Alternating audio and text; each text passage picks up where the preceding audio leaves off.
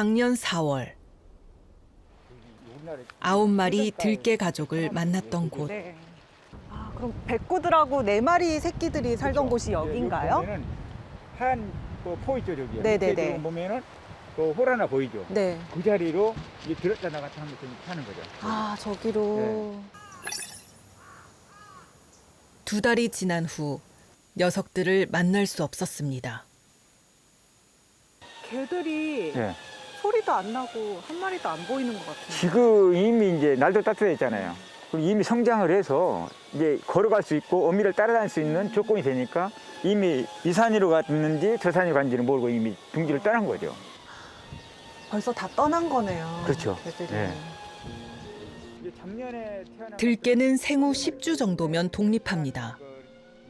4마리의 새끼들도 이미 독립해 둥지를 떠난 것이죠. 피해 신고가 계속되자 안산시에서도 포획령이 떨어졌습니다. 그러나 잡히지 않는 녀석들. 그들의 행방을 찾아 꾸준히 추적했는데요. 도대체 어디로 갔을까요?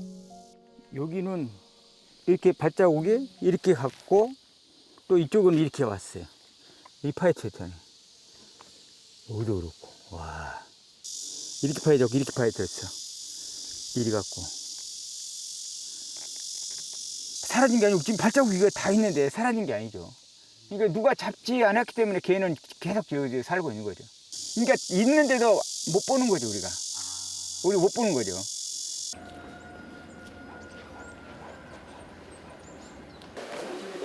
네, 안녕하세요. 말씀을 여쭈려고 이쪽 뒷길만 해도 강아지들이 무리지어서 있는 모습을 자주 보고 있습니다. 그것도 동물보호협회 이미 야생화된 녀석들을 목격만 했을 뿐 잡기는 어려웠습니다. 작년 11월 안녕하세요. 제보가 들어왔습니다. 산책하다 들깨 은신처를 발견했다는 제보자. 우리가 찾는 그 녀석들이 맞을까요? 이렇게 보면 약간 이렇게 발로 다져놓은 듯한 느낌이.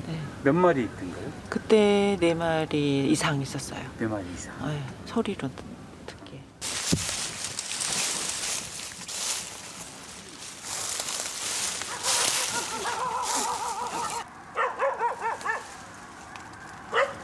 아직 있는 거 맞죠? 네.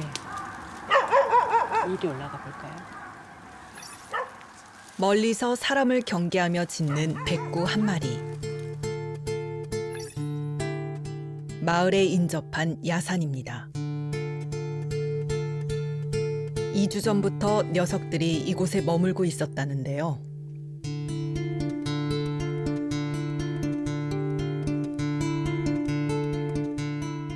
낮에는 사람들의 눈을 피해 햇볕을 쬐면서 쉬고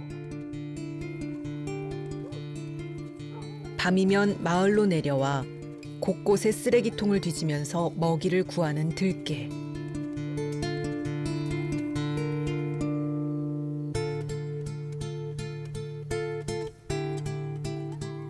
우리가 찾는 백구 가족이었습니다. 이제 마을을 이렇게 막 활보하고 다니는데 이 밤에는 다닐 수가 없어요. 무서워요. 낮에도 못 다녀. 개떼 보면은 피해 다니고 이제 사람이 이르는 입장인데 이게 자꾸 번식을 해갖고 많아져요. 개체수가 많아져요.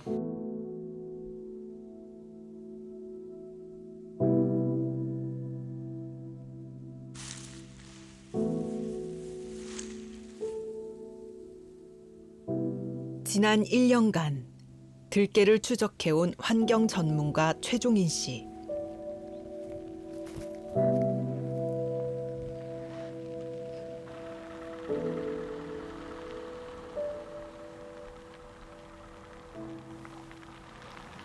이리 다녔네. 이리도 다녔고.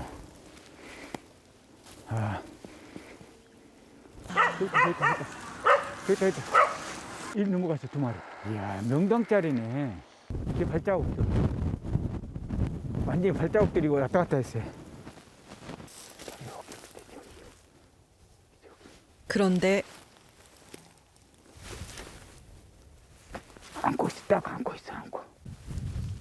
날씨가 추우니까 새끼를 딱 안고 있어 이렇게. 새끼 있어요, 새끼.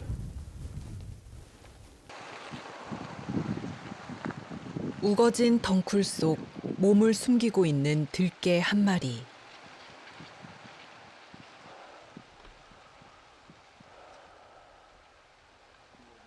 품에는 갓 낳은 새끼들이 있습니다. 아까 한 5-6마리 있던 것들은 이미 단으로 가버렸잖아요. 가버렸는데 지금 거리가 지금 한 3-4m밖에 안 돼요. 이게 그 자식이 있기 때문에 자식을 보호하기 위해서 이렇게 눈도 오고 추운데 이렇게 안고 있는 거죠. 추워. 백구야.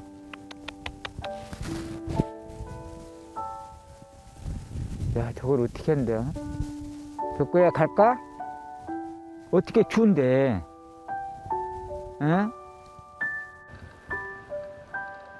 사람을 보면 경계하며 피하는 것이 들개의 본능.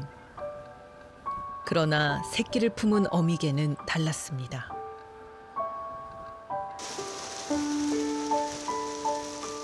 매운 바람과 눈발을 맞으며 밤새 그 자리를 지키는 어미개.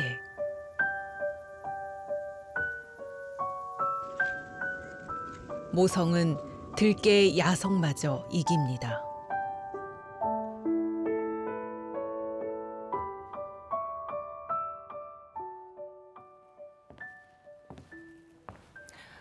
젖을 물리고 있는 어미. 자기 새끼를 지켜야겠다는 진한 모성애가 느껴집니다. 이 개는 왜 이곳에서 새끼를 낳을 수밖에 없었을까요? 경계심과 두려움으로 가득 찬 채 사람을 피하는 건 들개의 본성일까요? 아니면 사람에게 버림받은 기억 때문일까요? 이 개는 처음부터 야생들개는 아니었을 겁니다. 사람에게 키워지다 버림받고 살아남기 위해 들개가 된 것이죠. 그런데 더 심각한 것은 이것이 들개만의 문제는 아니라는 점입니다. 전남 영광군의 외딴 섬. 안마도엔 190명의 사람들이 살고 있습니다. 이곳 역시 오래전부터 동물 때문에 주민들이 고통받고 있는데요. 문제의 녀석은 사슴. 야행성인데도 불구하고 대낮부터 농가 주변에 내려왔습니다. 이 전부 이게 사슴이 다니는 길목이에요. 이건 똥은 엄청 커요. 엄청 굉장히 나이가 먹은 것 같은데 이리 다녀가지고 이리 다니기로. 근데 이게 사슴이 다니는 이게 길이 없는 거야. 전체가 다 사슴이 다니는 길이에요. 전부 다 이렇게. 섬 곳곳 어디서나 발견되는 사슴 똥들. 이 배설물을 보면은 여름 같으면 이렇게 굉장히 수분이 많아가지고 이게 그냥 누르면 찌그러지거든요. 지금 이게 수분이 없잖아요. 주로 나무들을 이렇게 갉아먹고 그런 이제 성분의 배설물이에요. 야행성인 사슴을 만나기 위해 밤이 되길 기다렸습니다.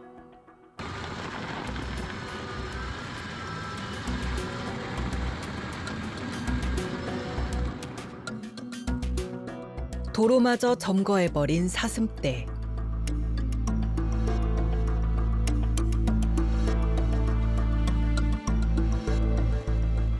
숫자를 셀 수 없을 정도입니다. 도대체 이 마을에 무슨 일이 벌어지고 있는 걸까요? 야, 쟤네들 지금 저렇게 어디서 이렇게 철조망을 넘어가가지고, 야, 남새밥 뜯어먹는다. 뛴다. 그물 걸린다. 오, 또 뛴다. 높은 그물도 소용없습니다. 나뭇가지가 흔들리는 것처럼 보이지만 숫사슴입니다. 이야, 저거 뭐야 저게.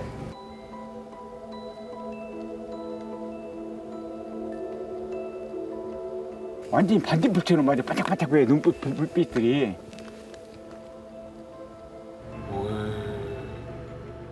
이처럼 겨울이면 먹을 것을 찾아 마을까지 넘보는 사슴떼들.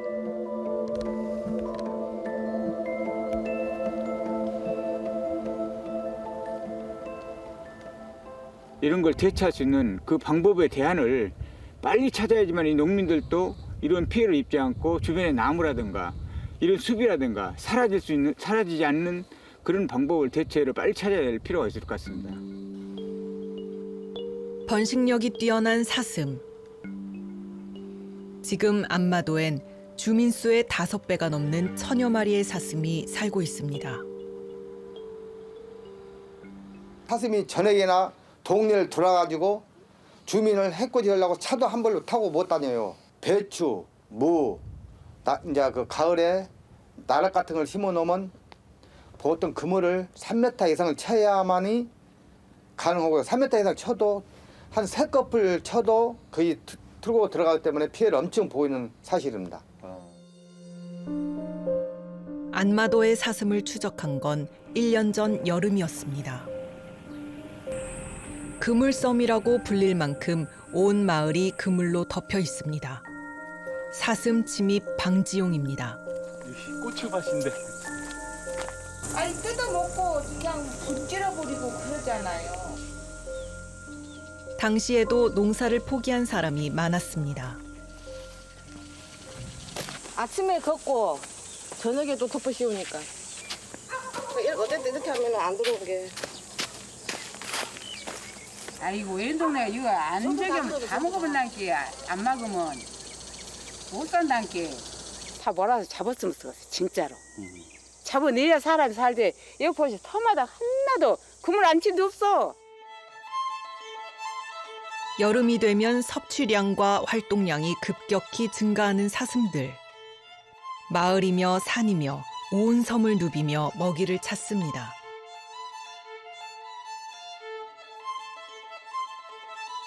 이렇게 사슴이 많아진 건 단순한 것에서 시작됐습니다. 그 이제 이게 원래는 없었던 건데 생긴 게 사람이 데려왔으니까 그렇게 된 거 아니겠습니까?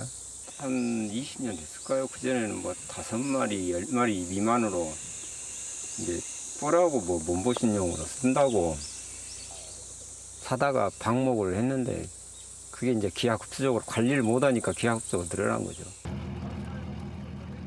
올 1월 다시 찾은 안마도. 사슴은 이제 본섬인 안마도만의 문제가 아닙니다.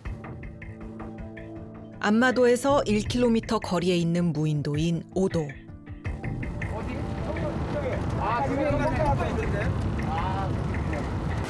오, 뛴다. 6마리 물이네요. 오, 저기도 있네. 올라가고 있어. 녀석들은 어떻게 이곳에 온 걸까요? 안마도에서 이제 개체수가 늘어나면은 자기 이제 범위가 서로 먹을 수 있는 게 적어지니까 그 옆쪽 무인도 섬으로 헤엄쳐서 많이 가는 것 같아요. 행도, 소성만도, 대성만도, 죽도, 안마도하고 6개 마을이거든요. 6개 섬이거든요. 배를 타고 다니면요. 온 사방이 사슴이 보통 7, 8마리, 10마리씩이 떼를 져서 이렇게 돌아다녀요. 총 6개의 섬으로 이루어진 안마군도 본섬인 안마도에서 살던 사슴들이 생존을 위해 헤엄쳐 근처 섬으로 퍼진 겁니다.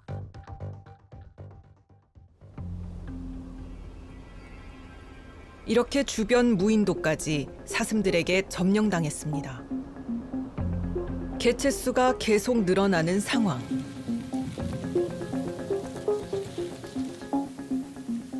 섬의 생태계는 안전할까요? 직접 확인해 보기로 했습니다. 이야, 나 뭐 정말 다 껍질 다 벗겨 먹었네 이거. 껍질이 연한 나무는 사슴에 의해 벌거숭이가 됐습니다.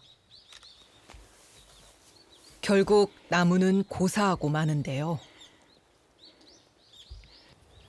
참, 나 이걸 어떻게 입으로 이렇게 이 껍질을 벗기는가 했는데 요거 보니까는 뿔로 이렇게 아주 진 이겨가지고 뜯어내는 자국들이 다 보여.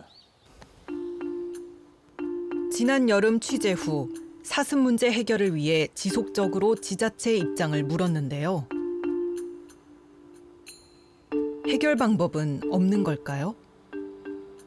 생물 다양성 보존을 이용해가는 법률에 의해서 그 사슴을 생태계 교란 그 생물로 지정을 하든지 아니면은 야생 생물 보호 및 관리에 관한 법률에 의해서 야생화된 가축으로 지정을 해서 이렇게 생태계를 조절할 수 있는, 그러니까 사슴의 개체 수를 이렇게 조절할 수 있는, 합법적으로 조절할 수 있는 그런 조치가 필요하다고 생각을 합니다. 주민 피해는 물론 생태계도 위협받고 있지만 해결책은 요원해 보입니다. 근데 영광군에서도 솔직히 사슴을 잡아낼 수 있는 방법이 현재로서는 없습니다. 환경부에서는 지자체에서 알아서 하라고 하는데 어떻게 보면 지자체도 법을 지켜야 될 부분인데 총기 사용 자체를 뭐 함부로 내줄 수도 없는 입장이지 않습니까? 사슴은 축산법상 야생동물이 아닌 가축이기 때문에 농림축산식품부에서 해결해야 한다는 환경부 입장.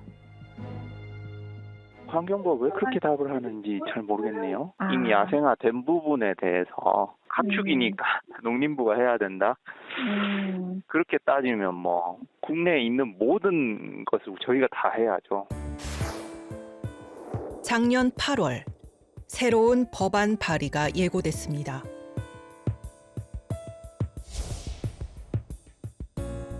야생화된 동물을 지정하는 권한을 각 지자체에 이양하자는 내용이었는데요.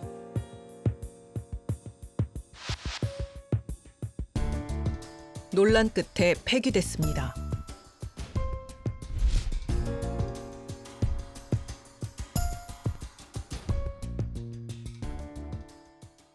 기준도 없는 상황에서 그런 민원 처리 용으로 그냥 무분별하게 사살할 수 있는 충분한 근거가 된다고 생각을 했기 때문에 굉장히 악용될 소지가 높죠.